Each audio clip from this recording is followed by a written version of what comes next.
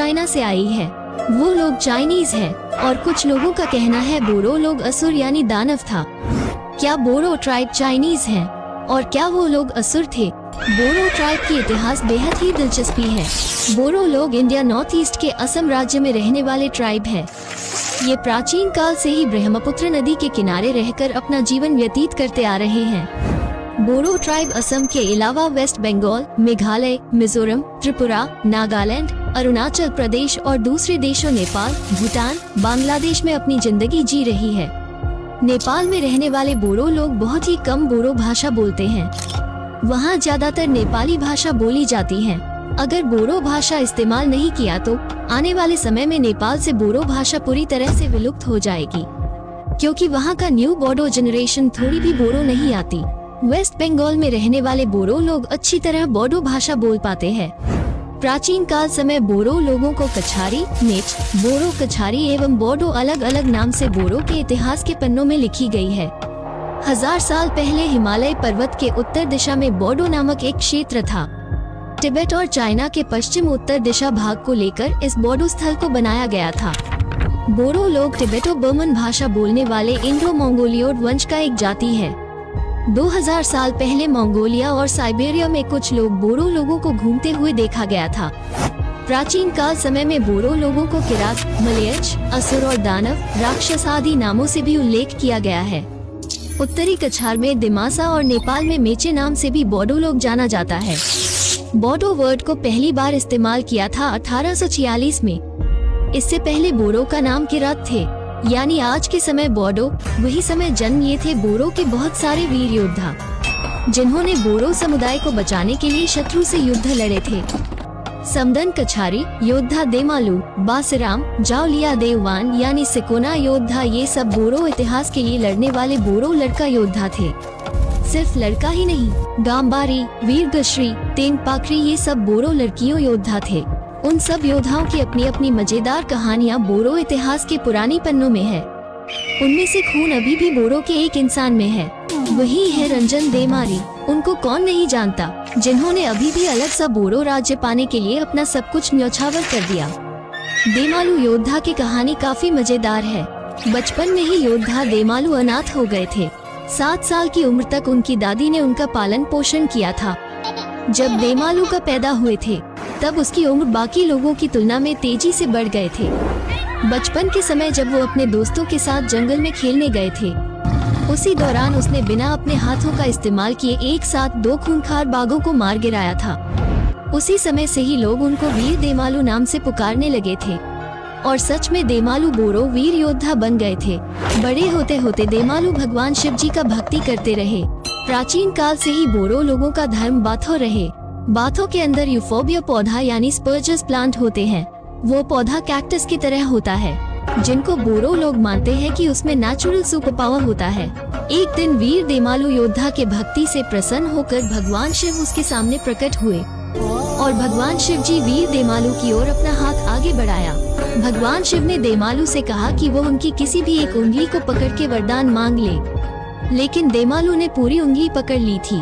शिव महादेव थोड़ी नाराज थे, पर देमालू उनकी बहुत बड़ा भक्त भी थे। भोले बाबा से वरदान मिलने के बाद वीर देमालू और भी बलवान हो गए थे। वरदान के कारण देमालू योद्धा को कोई भी शत्रु युद्ध में हरा नहीं सकते थे।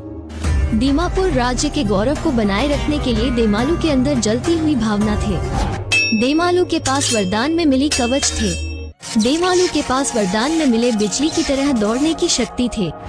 योद्धा देमालू को बहुत ऊंचाई तक कूदकर छलांग लगा सकता था और उनको तेजी से हमला भी कर सकता था। एक दिन बहादुर देमालू ने अपनी सेना के साथ बर्मा के राजा को हराया था और जीत के बदले में सफेद हाथी और एक चमकदार हीरा लाए थे।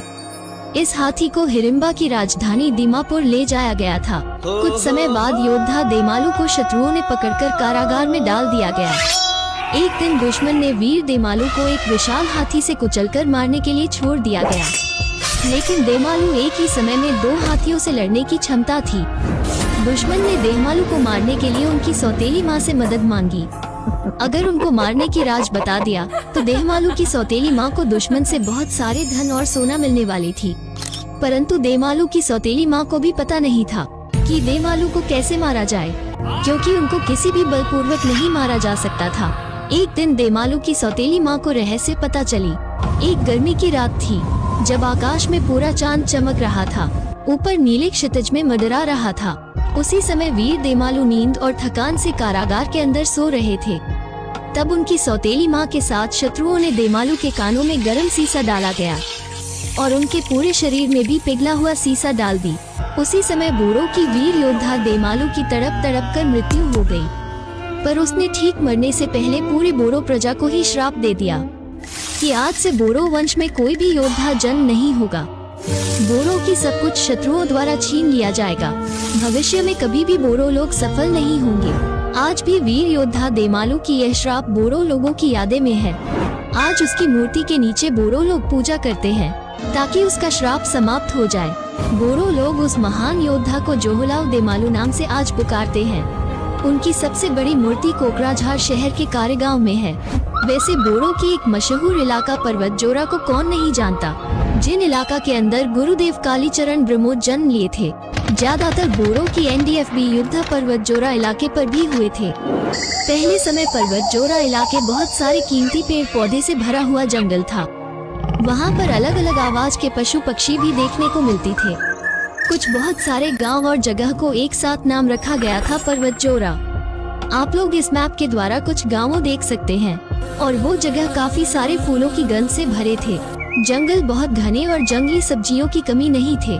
उस पर्वत जोरा जगह की एक पुरानी गाना भी बने थे, लेकिन दुर्भाग्य से आज धीरे धीरे पर्वत जोरा की सुंदरता घट रही है। पुरानी समय से ही बोरो लोग जादू टोना या डायन ये सब मानते आ रही है। डायन का मतलब बुरा डरावनी इंसान, जो जादू टोना सीखकर लोगों की अच्छा वो नहीं देखना चाहते। ये सब बोडो गांव में होता आया, जिसको बोला जाता है डायन। लेकिन जो लोग साइंस को मानते हैं वो लोग ऐसे कुछ नहीं मानता, लेकिन रात्रि के समय निकालते हैं। ऐसे में जरूरत से ज्यादा विश्वास करके बोरो लोग अंधविश्वास में आकर किसी के परिवार को ही डायन समझकर खत्म कर दिया था। शाम के समय यानी रात होने के समय में मुर्गा आवाज करना, रात में उल्लू अलग तरीके से आवाज निकलना, दिन के समय लोमड़ी की आवाज, रात में कुत्तों का रोने की आवाज, रास्ते में काला बिल्ली रास्ता पार करना और अलग तरह की आवाज निकलना, सुबह समय कौवा की आवाज सुनाई देना, ये सब बोरो लोग अशुभ मानते हैं, जैसे कि कोई उनके साथ बड़ी मुसीबत आने वाले हैं। लेकिन आज साइंस युग में ये सब कम होते गए। नॉर्थ ईस्ट के सबसे प्राचीन निवासी लोग बोरो कछारी थे। वहाँ कदम रखते ही बोरो कछारी लोग खेती करना शुरू कर दिया था। प्राचीन इतिहास समय बोरो में जो लड़कियां कामों में कुशल नहीं थे, जैसे खाना बनाना, वीविंग करना, खेती में धान वगैरह का काम, अगर इन सब काम को नहीं करना आता तो कोई भी बोरो लड़का उस लड़की से शादी नहीं करते थे। इसलिए पुराने जमाने से ही बोरो लड़की लोग भी काफी एक्सपर्ट और टैलेंटेड है। बोरो गांव की किसी भी घर में वीविंग होते थे और आज भी देखने को मिलती है, जहां वो लोग खुद का ट्रेडिशनल कपड़ा बनाती है। बोरो लोगों की ये कुछ खास तरह के संगीत यंत्र है।